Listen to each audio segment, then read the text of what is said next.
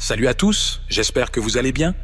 Aujourd'hui, on va aborder un sujet crucial, la réalité de la démocratie, ou plutôt son absence, dans de nombreux pays francophones d'Afrique. Avant de plonger dans ce débat, répondez à cette question dans les commentaires. Comment percevez-vous la situation politique dans votre pays? Partagez vos expériences dans les commentaires. Ces derniers jours, le Sénégal vit une crise politique qui a mis en lumière une problématique plus large en Afrique francophone. Le report des élections présidentielles par le président Macky Sall a soulevé des questions sur la nature même de la démocratie dans nos pays. Mais est-ce un cas isolé? Malheureusement, non. Dans trop de pays africains francophones, ce que nous appelons démocratie est souvent une façade. Des élections truquées, des médias muselés, des opposants politiques emprisonnés ou pire. La liste est longue.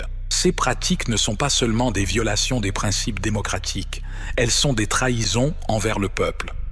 Et que dire des dirigeants qui s'accrochent au pouvoir?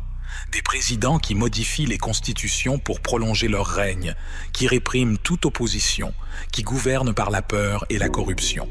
Ce ne sont pas des leaders, ce sont des criminels en costume présidentiel. Alors, que faire? La réponse est dans notre unité et notre engagement. Comme les Sénégalais l'ont montré, la voix du peuple a du pouvoir.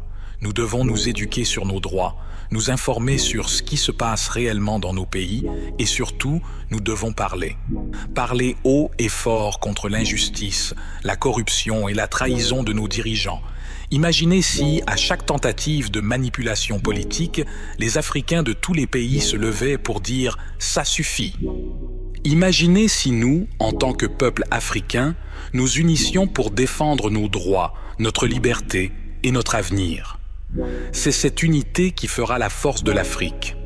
En conclusion, ce qui se passe dans nos pays n'est pas une fatalité. C'est le résultat de choix, de décisions et d'actions. Et nous pouvons choisir de changer les choses.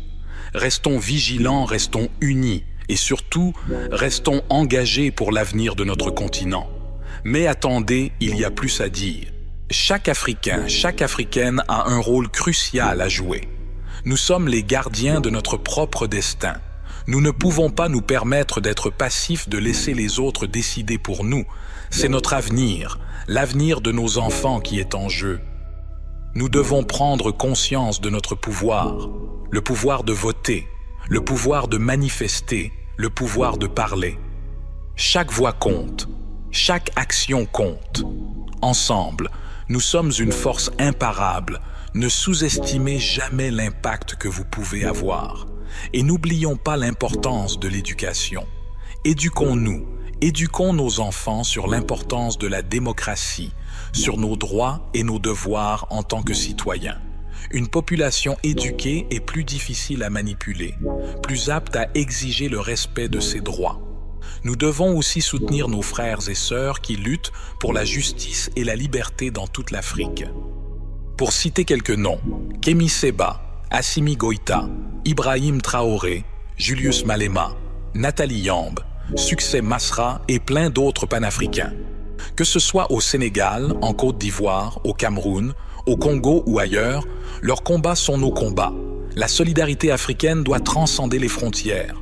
Enfin, engageons-nous dans la vie politique de nos pays, que ce soit en votant, en participant à des campagnes ou même en se présentant aux élections.